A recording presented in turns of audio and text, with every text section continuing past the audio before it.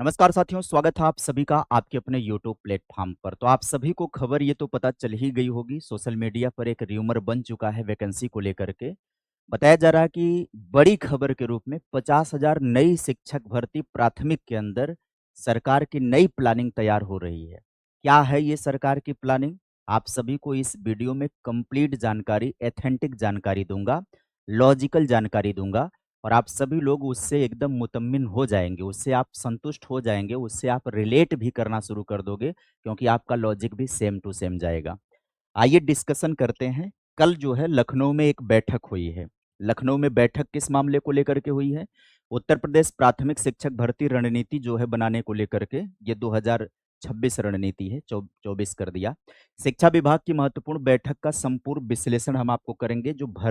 जो बैठक हुई है, वो नई भर्ती और पुराने विवादों पर सरकार ने बड़ा फैसला लिया है। अब आइए समझाते हैं, एक-एक कहानी को, बात को ध्यान से समझाते हैं आप सभी को। बैठक का आयोजन और स्थान कहाँ पर है? लखनऊ में बैठक आयोजित हुई है। और विभाग कौन-सा था? शिक्षा विभाग की बैठक हुई है, लखनऊ में आयोजित हुई है ये बैठक। विभाग की इस बैठक में निम्नलिखित अधिकारी शामिल रहे। पहले आप ये जान लीजिएगा कि विभाग की बैठक में कौन-कौन से अधिकारी शामिल थे। जनपद स्तर के अधिकारियों में जो थे, समस्त जो शिक्षा अधिकारी जो बीएसए थे, वो उपस्थित रहे हैं। प्रदेश भर के लगभग सभी जिलों के बीएसए मौजूद रहे हैं। और अधिकारी की बात करें तो ये जो है अपर मुख्य सचिव जो थे प्राथमिक में, ये बैठक के अंदर शामिल रहे थे। जो पारसारथी सेन शर्मा हैं, वो बैठक में थे। और बैठक में जो निदेशालय और परिषद से संबंधित सुरेंद्र तिवारी जी थे, सचिव बेसिक शिक्षा परिषद, ये उपस्थित थे। निदेशक बेसिक शिक्षा ये भी उपस्थित थे, पीएस बघेल साहब उपस्थित थे। ये अधिकारी लोग थे और जितने भी बीएसए थे वो सब थे। ये लखनऊ में बैठक आयोजित हुई थी। बैठक का मुख्य उद्देश्य क्या था उसको आप समझिए। बैठक का तो मुख्य उद्देश्य था कोर्ट के मामले को लेकर के, मुख्य उद्देश्य ये था। अब इसी मुख्य उद्देश्य में से एक उद्देश्य नया निकल कर के आ गया, नई भर्ती की योजना का। असली बैठक इस मामले पर थी। हाँ, असली बैठक इस मामले पर थी। इस पर कोई मामला ही नहीं था बैठक का, लेकिन उस पर बात क्यों हो गई तो समझाते हैं आपको। पुरानी भर्ती का विवाद आप सभी को पता है कि 69,000 में आरक्षण संबंधी विवाद, मामला कोर्ट में है, सुप्रीम कोर्ट में। 72,825 का भी विवाद आप सभी को पता है कि इन दिनों सुप्रीम कोर्ट इस पर सेंसिटिव हो चुका है।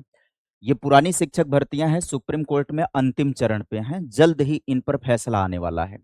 और फैसला क्या आने वाला है वो भी आप सभी को पता है कि कोर्ट का स्पष्ट रुख है कि उन अभ्यर्थियों को नौकरी देने का जो लंबे समय से संघर्ष कर रहे हैं, जिनके नंबर कट ऑफ से ज्यादा हैं, जिनके आरक्षण के साथ छेड़छाड़ हुई है, जिनके अधिकारों के साथ छेड़छाड़ हुई है, कोर्ट उनको नौकरी देने के फेवर में है, कोर्ट उन्हें नौकरी देने के पक्ष में है। और ये कोर्ट का फैसला जो है वो अपने अंतिम चरण की तरफ है, जल्द ही निर्णय आ जाएगा। लेकिन अब बात करेंगे सरकार की रणनीति क्या है, उसको समझिए। सरकार सीधे तौर पर याची लाभ देने के पक्ष में नहीं दिख रही है।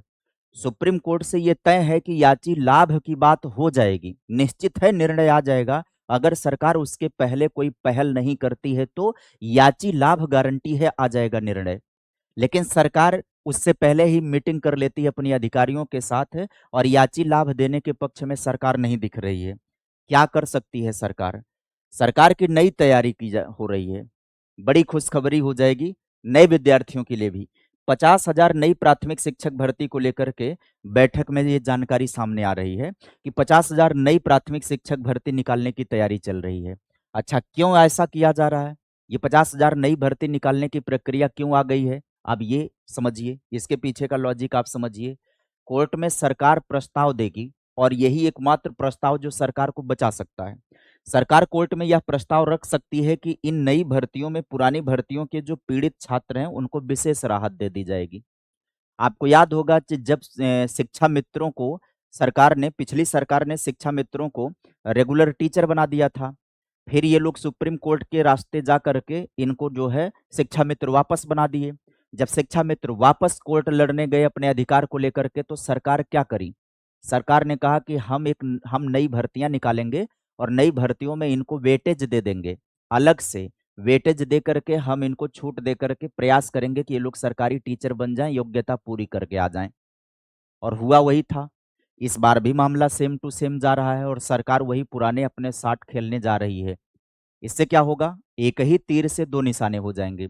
एक तो नए अभ्यर्थियों के मन में जो शंका है कि सरकार पता नहीं वैकेंसी देगी कि नहीं देगी, एक तो उस पर भी वार हो जाएगा, वो भी संतुष्ट हो जाएंगे। दूसरा, वो जो पुराने लोग हैं जो आहत हैं वो भी, हालांकि ये विवाद मुझे लग रहा है और भारी हो जाएगा। जो आहत हैं उनकी संख्या कितनी है, काउंटेबल हैं, कहाँ से काउंट करोगे, क्या आधार होगा? तो केवल याचियों को देंगे तो नए भी खड़े हो जाएंगे। अब देखते हैं क्या ही होगा, लेकिन ज्यादातर ऐसा होगा कि सरकार इस पक्ष में जाएगी तो सुप्रीम कोर्ट जो है इस पर मान भी जाएगा, क्योंकि आप सभी को पता है कि निर्णय वही होंगे। हाँ, आगे मैं क्या कहूँ, आप समझदार हैं। पीड़ित छात्रों के लिए विशेष प्रावधान में सरकार क्या कर सकती है, आयु सीमा में छूट दे सकती है, अतिरिक्त भारांक दे सकती है, और कोई स्पेशल कोटा डिसाइड कर सकती है। अब आप समझिए, उदाहरण ले लीजिएगा। पिछला उदाहरण है शिक्षा मित्रों जैसा है।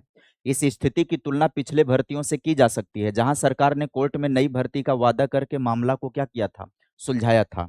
और मैं बहुत पहले से इस बात को बता रहा हूं कि ये जो पुराने विवाद हैं, चाहे वो 69,000 का विवाद हो, चाहे वो 68,000 का विवाद हो, विवाद कोई भी हो शिक्षक भर्ती को लेकर के, उस विवाद का अंतिम और अंतिम एकमात्र निर्णय है नई भर्ती को दे देना।